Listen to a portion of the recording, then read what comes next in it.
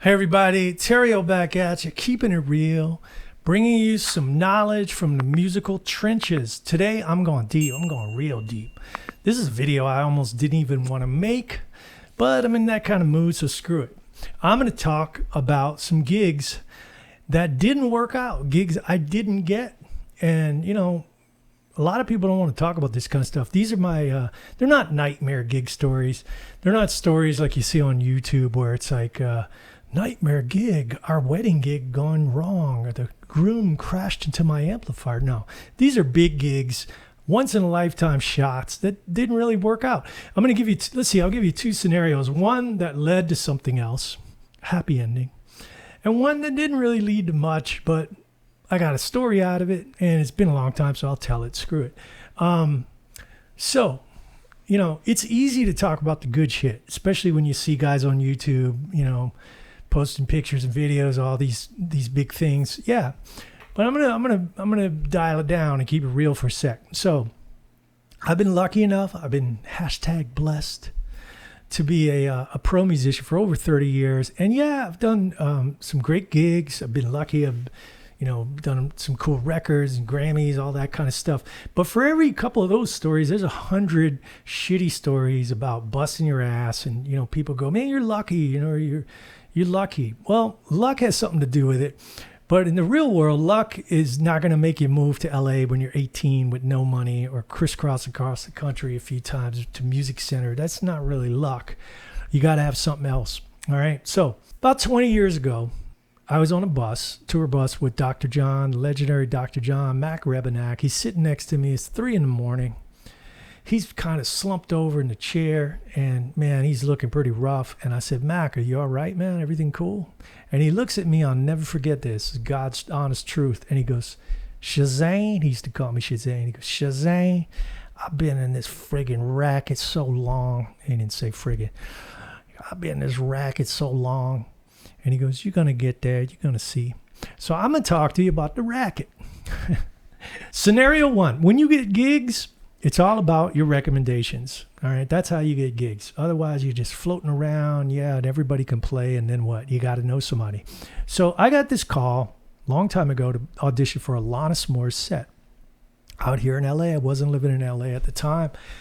I come out here on my own dime, put myself up in a motel with a capital M. Yes, that was a motel. It was a shitty motel.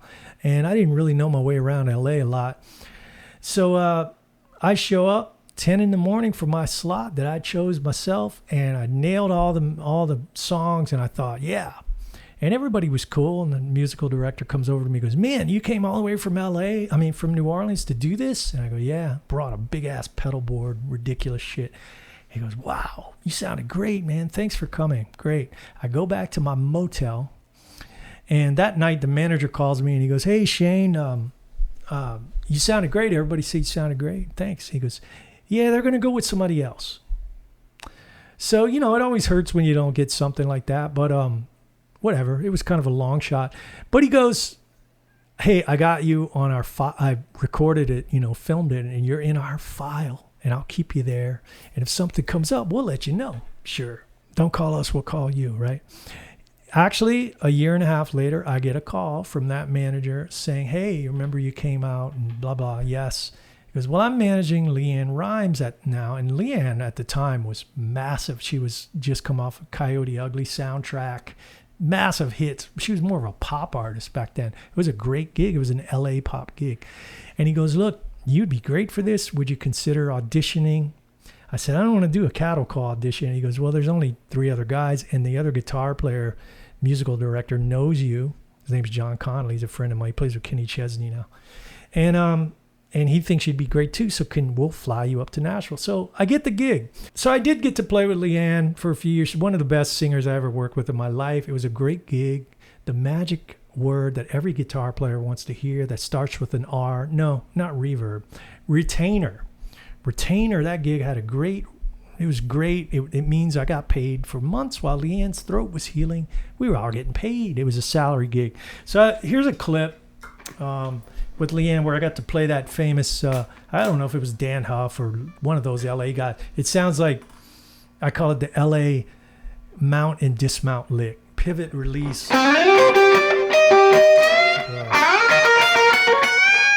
something like that, whatever it is. How do I live tomorrow?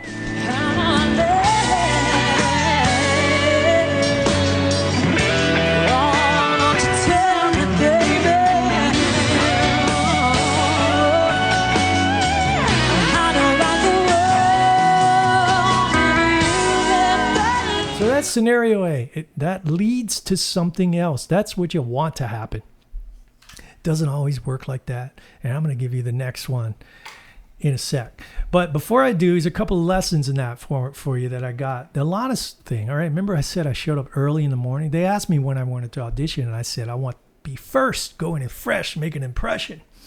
Well, Kenny Aronoff, drummer, famous drummer, was back then especially more of a mentor. I would do occasional sessions with him. I'd pick his brain about stuff. He's always cool with me. He might have actually given me the lead for Alanis back then. But I talked to him that night in the motel, and he asked how the audition went. I remember, and he goes, "What happened, man? Did you nail it?" And I go, "Yeah, I nailed it." "Would you get it?" "No." And I told him I went in the morning, and he goes, wait, you went in the morning? Why did you do that, dude? Always go last, and play loud. Make him ask you to turn down, play aggressively, go last. That's Kenny. That was his advice. Maybe try that, go last. Another funny story about that, real quick, and then I'll move on to the other scenario, the other gig that didn't work out. I remember trying to find that the audition spot, driving around the valley here in LA, and I run into this place called Robin Hood Pub. If you're in LA, you know it. It's in Sherman Oaks, and I see this big Union Jack flag, and I go, "Oh, that's cool. There's Alan Holdsworth." It's like 9 o'clock in the morning. He's drinking a pint, leaning against the building, and it looked like a Japanese dude with a tape recorder, which I was right. It was exactly that. They were doing an interview. So I didn't even think, man. I just instinctively pulled the car over. I run up to Alan Holdsworth, and I kind of spooked him because I totally fanboyed him. And he's like, "Hello." And I said, "Alan, I'm sorry, man. I just want to," and the guy shut the tape recorder off. He's kind of aggravated. But Alan was so sweet. And he asked me what I was doing in LA. And I told him, talked to him for a minute or two. And he goes, "Good luck with the audition." He was so nice. That was a cool story.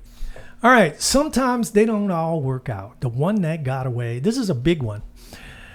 Remember I said connections, recommendations. So John Harrington, who plays with Steely Dan, John recommended me for Boz Scaggs and this singer named Madeline Peru, which I did those gigs for years. Great gigs. So I was on tour with Boz, and the bass player was playing with Boz named Jack Daly. He also played with Lenny Kravitz at the time. Jack and I hit it off. And one day Jack goes, "Hey, Shane, do you know Sean Pelton?" I go, "I know who he is. Great drummer. Saturday Night Live. New York cat." He goes, "Yeah, he's one of my best friends. I talked to him last night. Saturday Night Live is looking for a guitar player," right? This is like 2008, 2009. He goes, "Man, you would be great for it, man. I told him about you. He wants to talk to you. You want to call Sean?"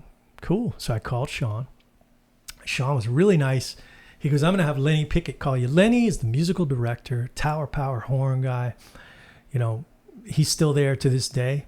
Musical New York legend. Lenny calls me. He goes, we talked on the phone. He was really into it. He goes, "Look, I'm looking at a lot of other people, but when are you going to be in New York? Any chance?" I said, "You know what? As fate would have it, I'm going to be in New York next week with Madeline Peru playing at a little place called The Beacon." He goes, "Wow, great. You have a day off?" "Yes." "Come to Rockefeller Center." I did. Talked to Lenny. He put some music in front of me. We played a little bit, talked. He talked to me about the gig. He told me, we talked money. We talked about where to live in New York. It was pretty deep. He goes, "I'm still looking at people, but now you're up near the top of the list." I said, "Cool, man. Wow." So a couple weeks later, he calls me and he says, "Hey, Shane, can you come to New York and play with the guys, the band? The SNL rhythm section. I've narrowed it down to you and one other guy." I'd like 40, 50 people, I think it was. And I said, "Man, I'm on tour. I don't know if I can get away." He goes, "Is there any day you can come? I'll make it as easy as possible. You pick the day. I'll schedule it around you." I said, "I can go Sunday, this Sunday." He goes, "Sunday, great." So Madeline, bless her heart, I was working with her. She's great, a friend of mine. I had to tell her, "Look, I can't do it." And Madeline was a big jazz star then, pop jazz star. And I had to tell her what I was doing. I wasn't supposed to tell anybody, but she understood and she got a sub. And I flew to New York from Seattle. NBC paid for that, put me up in a hotel with a capital H, nice hotel. And I did the audition. The other guitar player was there. I believe his name was Jared. I think he was from Philadelphia. We talked for a minute. We were sitting on the couch. It's just us. And nice guy. Sounded great from what I could hear. And so I did the thing. I remember they put a chart in front of me. Lenny goes, I'm going to make it as easy as possible. And he puts Pockway. And I go, are you kidding me, Pockway? I could do this in my sleep. And we played a Hendrix tune, a couple of things. So I go on my merry way. I got a good vibe from everybody. Everybody was really cool.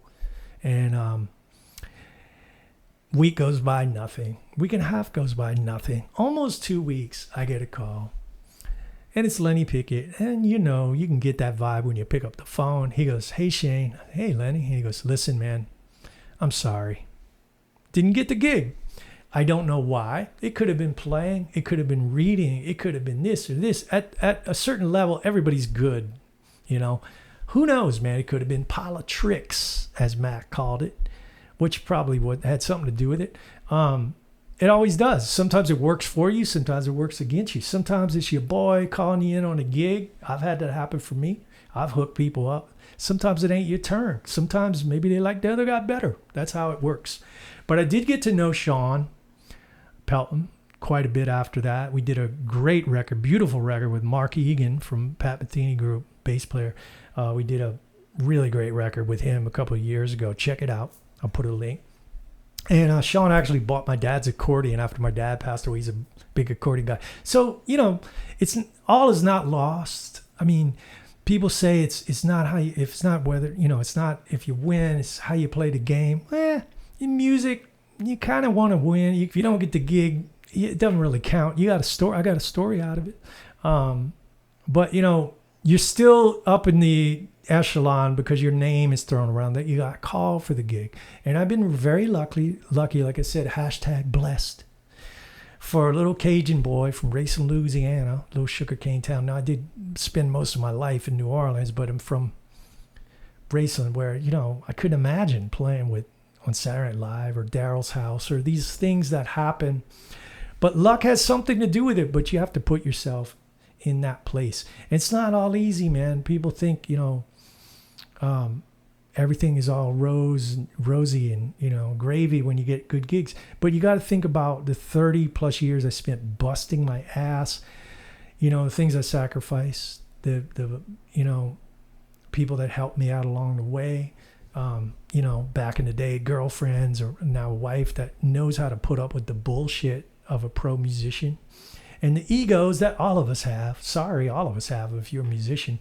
Even famous people that I know, I'm not going to mention names that I work with and people that you watch. Everybody's insecure on a certain level if we do this. If we play a piece of wood with strings on it and expect to get paid, you got to have a little something either loose or something else spinning around up there. But anyway, I've just been reflecting on it lately and thought I'd share that. If you still want to play after hearing all that, I did this great little how to practice ebook called The Secret, How to Build an Effective Practice Schedule. It's a snazzy little item, if I do say so myself. It's completely free. You get it. Sign up for my mailing list. It's free download. Link in description below. As usual, I have my Deep Pockets rhythm course. Check that out if you want. And I just want to, also, I'm not trying to sell you anything with this, but Raff is a podcast I did years ago. There's 50 of them up there. Free, completely free. It's audio only. But if you like these stories, man, I got some great interviews with the best of the best on there. Guitar players like Warren DeMartini, Mike Stern, John Scoville, Dweezil Zappa, Wayne Krantz. Wayne came over my house. We played, like all these cool stories. Warren drove me around LA, talked about Rat. Really inside access, completely free. Check it out. I just don't want them to get lost because I think some people might have just found me on YouTube, but I did this stuff 10 years ago and it's still great stuff. That's all I got right now. Give me a like, subscribe, stay in touch in the comments. I hope everybody has a great week. Stay funky. I'll see you soon. Shane T out.